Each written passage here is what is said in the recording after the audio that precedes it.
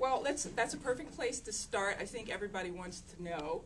I mean, because it just, Lydette and we were all so excited. I emailed her. I was driving in and I heard on NPR, Terrance Hayes won the National Book Award. I was like, oh my God, we have him. It's so great.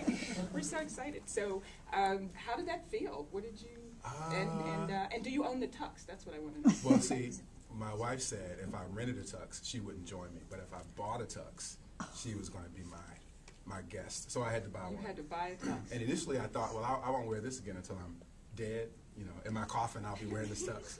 But apparently when you win, you get a lifetime supply of 2 tickets each year. Oh, really? Yeah, oh, yeah. So my daughter instantly was like, I'm going next year. Oh, awesome. So I'm thinking, okay, so I'll get to wear the tux. So you'll get to wear it again. Yeah. Not to mention when you win the Pulitzer.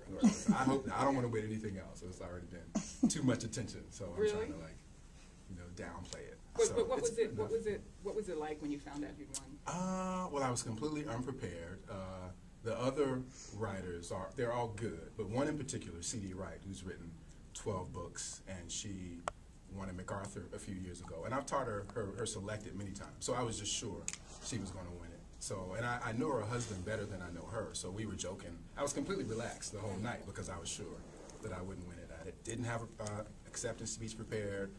My wife and I, she decided to buy a new dress. So at 5 o'clock we were out looking for dresses. And this is stuff that I just can't do. Like if I had any sense that there was a chance that I would win, I would have done anything the whole day. I got to stay in one spot. Right. That kind of thing.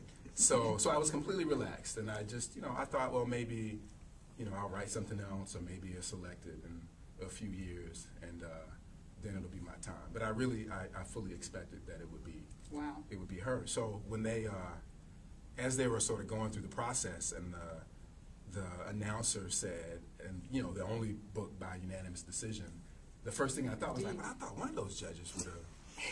Nobody voted for me. That's the first thing that was going through my mind. And then he said my name, and I was completely stunned by it. So, but in a general sense, like I think because of my background, like neither of my parents graduated initially from high school. My dad got like his GRE later on. So when I told my mom about the National Book Award, she was like, "Oh, that's great, the World Book Award." So it was sort of like it didn't mean anything. Right. It didn't mean that much to him. So it was really relaxing for me. I prefer for them to not know sort of like what these things mean. Why? So, because it's just, it's less stress. My mom hadn't read the book, she's been trying to push the book, like, Does she carry it around with her? Now she does. Yeah. So for them, that's my son. Right, That's right. my son. So when I said something to her, she was excited, and then she saw like the purse, and she was like, "Oh, okay, this is good. I know I'm gonna get my knot." She said, and I'm like, yeah, right around Christmas time. And then she said, "Oh, I got to call the newspaper about this." And then it was in the newspaper, and that's when it clicked for her that it was an important thing. But that's better for me because I just feel like just my whole approach to writing and just being a professional is always the sense that I've already done enough to make my parents proud, so I don't really feel that extra pressure to sort of to impress them or myself. So it's nice when they're shocked by these things, but generally I don't. It's not like that big of a deal.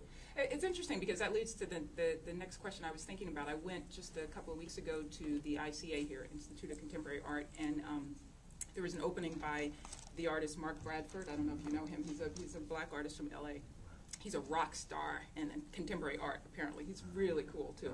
And Hilton Alls, who writes for The New Yorker, was interviewing him in this similar format. And the first question Hilton asked of Mark Bradford was, do you worry about the effect of success on your work, and especially as a black artist? And he used a word, he said, his phrase was, black artists especially have to worry about commodification, which I thought was really interesting and triggered, and we can get into it later, triggered for me something about that great essay by Langston Hughes, The Negro Artist and the Racial Mountain. Sure. So I'll set that aside first, but ask you that first question. Do you worry about the effect? I mean, now you had before, anyway, you've got tremendous accolades, but now you've been anointed, so to speak. Well, I guess we'll see. I mean, in general, what I say is when I'm working at night and everybody's asleep, the only thing I have to worry about is my shadow, because that's the thing that I have to drag out into the light.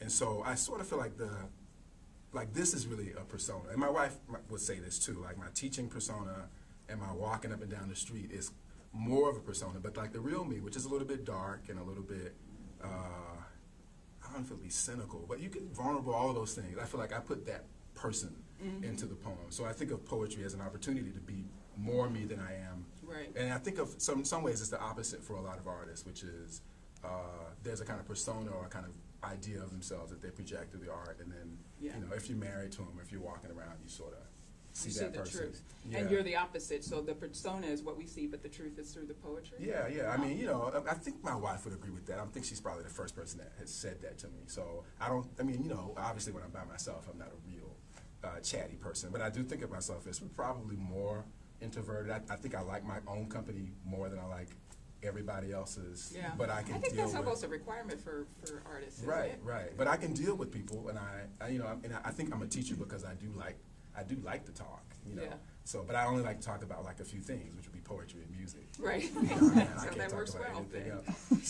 So yeah, I mean, I like to think before this happened that I still only am concerned with like the pressures that I put on the work myself, or responding, you know, that projection of myself, the shadow that's on the ground as I'm working. You know, I look over my shoulder and there he is. There's no one else. My parents don't read it, so I mean, I've had a conversation with a good friend, Mary Carr, and she said, you know, she writes things that she wants her father, who, you know, maybe he dropped out of school in the 6th grade. He has to sort of appreciate it for it to be real art, you know? And I think that's too much pressure. That's too much. So I feel sort of differently. I just feel like I got to write something that I trust. So Right.